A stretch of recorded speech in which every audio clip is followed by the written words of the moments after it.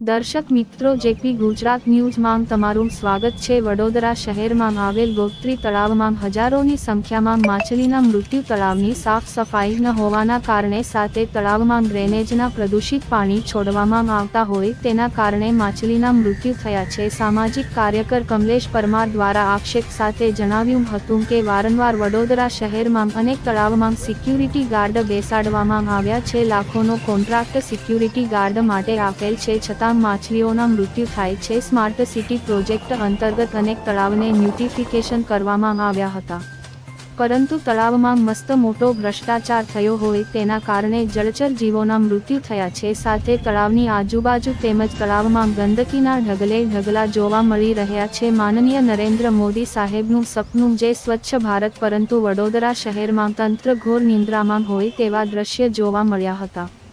Bureau report Imran Shaikh. Vadodara શહેરમાં આવેલ ગોત્રી તળાવને જે કહેવાય છે કે બ્યુટિફિકેશન કરવામાં આવ્યું, પરંતુ હાલમાં તમે જોશો કે હજારોની સંખ્યામાં માછલીના મૃત્યુ થયા છે। થોડા દિવસ પહેલે સુસાગર તળાવમાં પણ મૃત્યુ થયા હતા, પરંતુ વડોદરા શહેરનું કોર્પોરેશનનું તંત્ર કેમ નિંદ્રામાં છે એ સમજાતું નથી। હાલમાં જે ગોત્રી તળાવમાંથી જે સિક્યુરિટીની વ્યવસ્થા કરવામાં આવી છે, પરંતુ અહીંયા એક પણ સિક્યુરિટી ગાર્ડ જોવા નથી મળતો, સાથે સાફ સફાઈ પણ જોવા નથી મળતી, ગંદકીના ઢગલે ઢગલા જોવા મળે છે। સાથે જે કહેવાય છે કે જે જંગલી વનસ્પતિઓ છે, ટૂંક સમય પહેલે પણ એને સાફ સફાઈ કરવામાં આવી હતી, પરંતુ હાલમાં પણ ફરીથી જે છે તે પરિસ્થિતિમાં છે। એટલે ખાસ કરીને આપના ન્યૂઝના માધ્યમથી અમારી અપીલ છે કે જે જળચર જીવો જે મૃત્યુ પામી રહ્યા છે તેની સંપૂર્ણ તપાસ કરવી જોઈએ અને સ્થાનિક કોર્પોરેટરો, ધારાસભ્યો સાથે અધિકારીઓને સૂચના આપી અને આને સંપૂર્ણ તપાસ કરી અને જે તે જવાબદાર વ્યક્તિ સામે સૂચના આપીને તેઓની સામે કાયદેસરની કાર્યવાહી કરવામાં આવે તેવી અમારી ખાસ માંગણી છે।